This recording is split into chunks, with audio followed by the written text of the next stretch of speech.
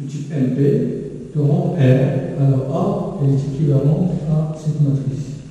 C'est-à-dire qu'on va dire équivalente, c'est-à-dire ceci.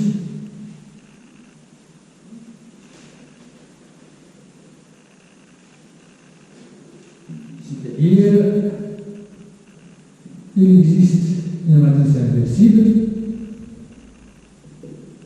il existe une autre matrice inversible, telle que JNR est égal à Q moins 1 à P.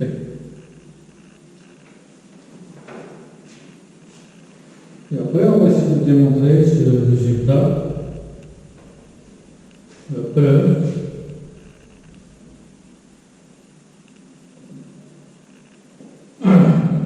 Alors, pour la preuve,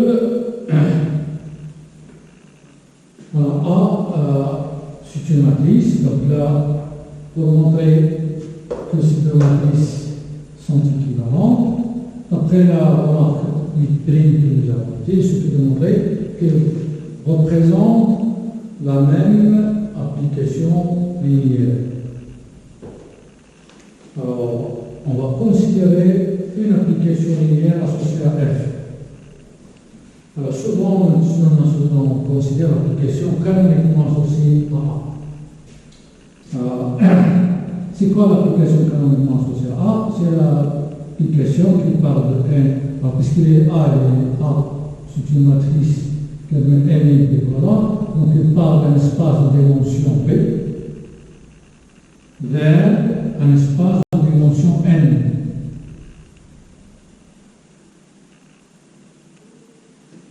Qui est chaque matrice colonne, on associe F de X, c'est égal à A fois X. Donc, on considère cela F.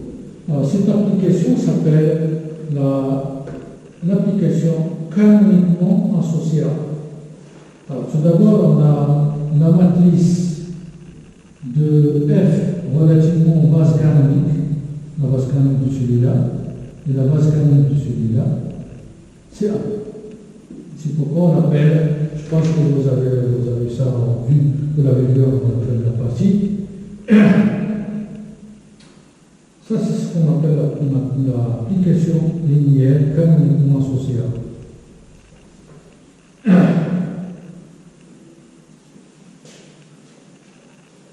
Donc, nous avons ce schéma-là. Je reprends ici.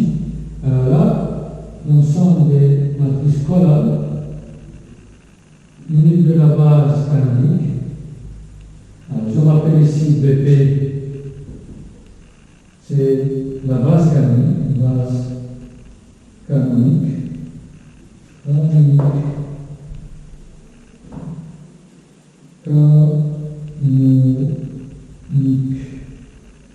de NP1 et BN, la base canonique de NN. Alors, là c'est la base canonique, ici NN1, BN, ça c'est la base canonique, ça c'est F. Avec la matrice de F, relativement sur c'est. Puis, nous, on va chercher une autre base.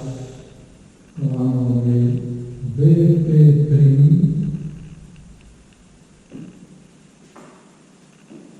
Et elle a aussi une autre base qu'on va noter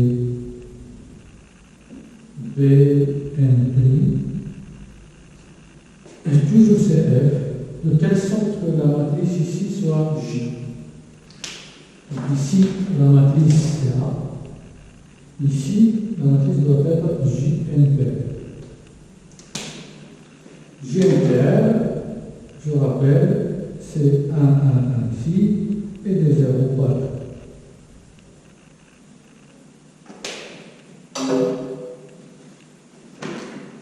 Alors, on va remarquer qu'à partir de ce vecteur-là, de la première base, ce sont des éléments du KR, il n'y a que des R aussi. C'est quoi? Alors là, il y a R, donc ici, c'est bien N, P plutôt P moins R. Ici, c'est P moins R, ici, c'est R. Ici, c'est R. Ici, c'est P moins R. Donc, les vecteurs, à partir de R plus 1 jusqu'à P, ce sont des éléments de Kerr. Il suffit seulement de justifier que la dimension de Kerr, c'est P moins R. Alors là, on va utiliser la formule du rang.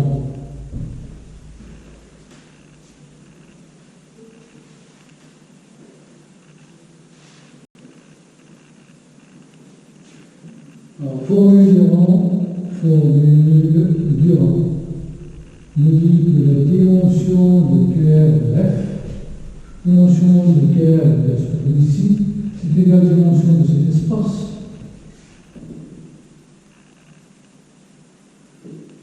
Moins le rang de F.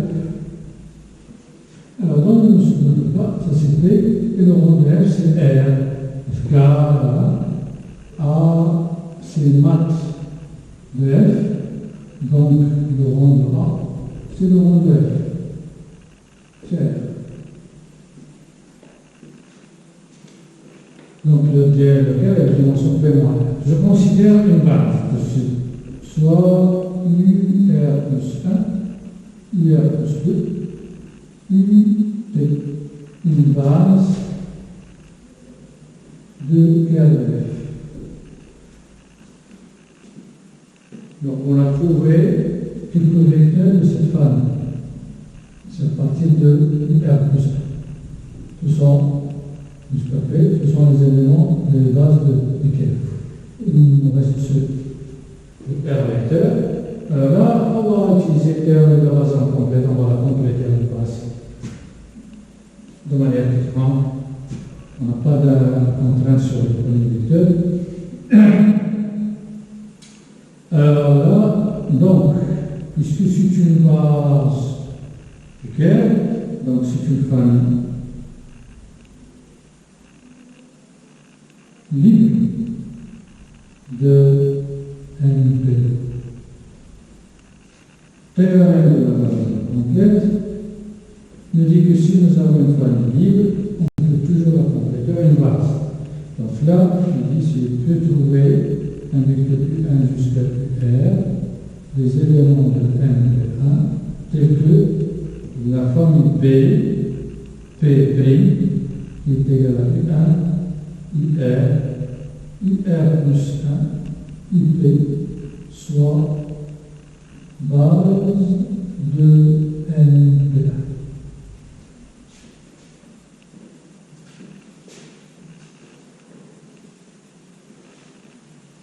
Voilà, on a trouvé ces vecteurs-là sans quelconque, mais le premier ici est du 1, c'est 1 ici, il est 0. Donc là, le premier vecteur que je dois prendre, c'est exactement celui-là. Le suivant, c'est f de R2, c'est 0, 1, 0, 0. Donc le deuxième vecteur, c'est celui-là. Donc ça, c'est pourquoi moi, je note U1', c'est f de I1, et du suite. C'est pareil jusqu'à R. C'est f de I1. Je vais montrer que cette famille-là, c'est une famille libre de cet espace, et on peut la compléter aussi en base.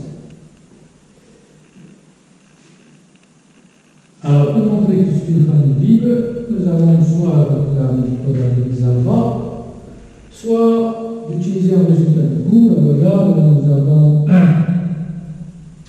n de f, c'est égal à un vecteur de f d'une base, n de 1, n de r, f de r plus 1, jusqu'à f de ip, qui est égal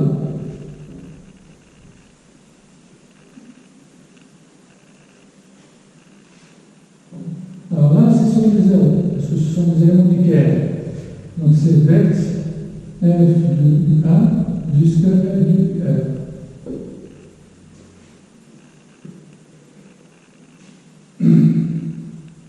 Le nombre de vecteurs ici c'est R, et la dimension de cet espace c'est R.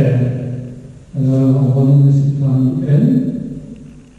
On a cardinal de L est égal à L, qui est égal à rang de F, qui est égal à la dimension de l'image de F. Donc dimension de l'image égale cardinal d'une famille. Donc, et cette famille, c'est une famille génératrice, et elle est génératrice de M de F, donc c'est une base. M, c'est une base. Cardinal de la dimension de l'espace, génératrice implique base. Et elle est une base. Une base de M de F. Donc, ici, c'est une famille libre.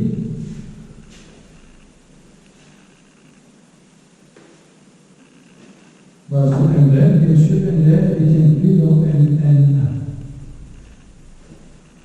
Donc, elle est une famille libre de MN. Et toujours, vous voyez qu'on peut trouver U, R plus 1 prime, U, N prime, dans N1, tel que D, N prime, est égal à I1. U, N prime, A prime, U, R plus 1 prime, U, N prime, soit base comme ça en arrière.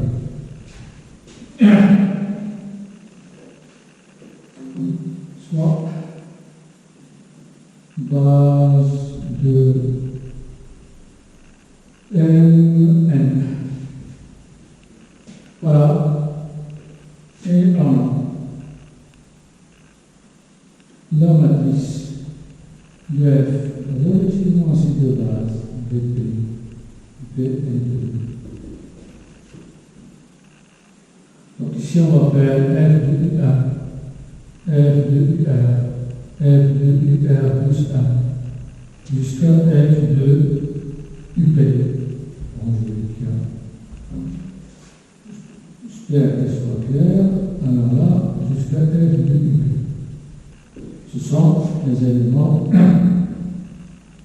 de cette base, les images de cette base.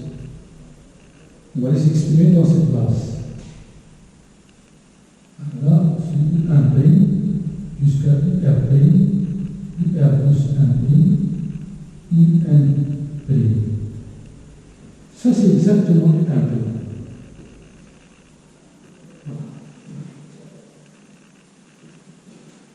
Donc ça, c'est 1. Et ici, c'est 2 0. C'est pareil pour le suivant. C'est 0, 1, 0. C'est pareil jusqu'à le R et M. Donc ici, on a R1. Et ça, ce sont des éléments du Caire. Ça, il appartient au Caire. Donc, il n'y a que des Z.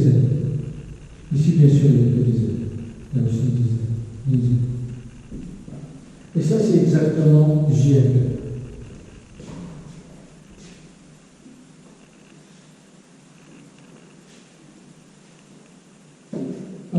Donc, matrice relativement prime de prime, c'est JNPR.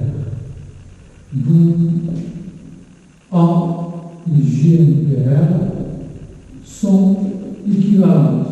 On représente, sont équivalentes, parce qu'elles représentent, sont équivalentes. Voilà, car elles représentent la même application linéaire. Même application linéaire, ici F. Avec P, les par suite J, N, P, R, ça va être Q moins 1 fois où P, c'est le passage de la base canonique à la base, nous avons été comme ceci, d'N', et Q, c'est le passage de la base canonique à la base d'N'. Voilà ce qui achève la démonstration de cette proposition. Alors, comme conséquence de ce résultat,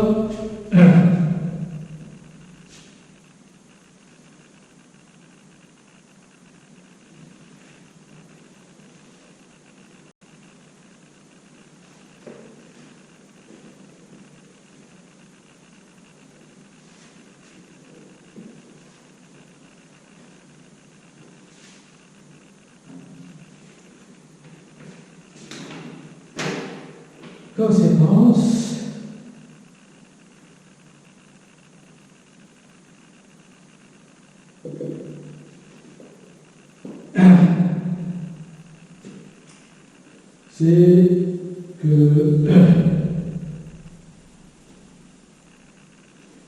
première conséquence, c'est le rang de M1 est d'abord, soit tout d'abord une matrice de même type.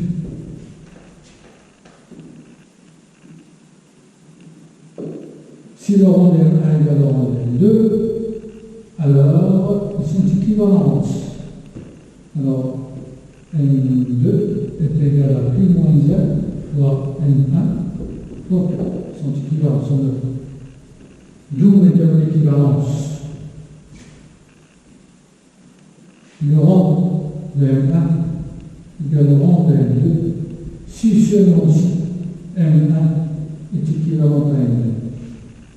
Donc deux matrices dans le même rang, si seulement si elles représentent la même application linéaire. Comment on justifie ceci? Alors, cadre de quoi? Alors, on pose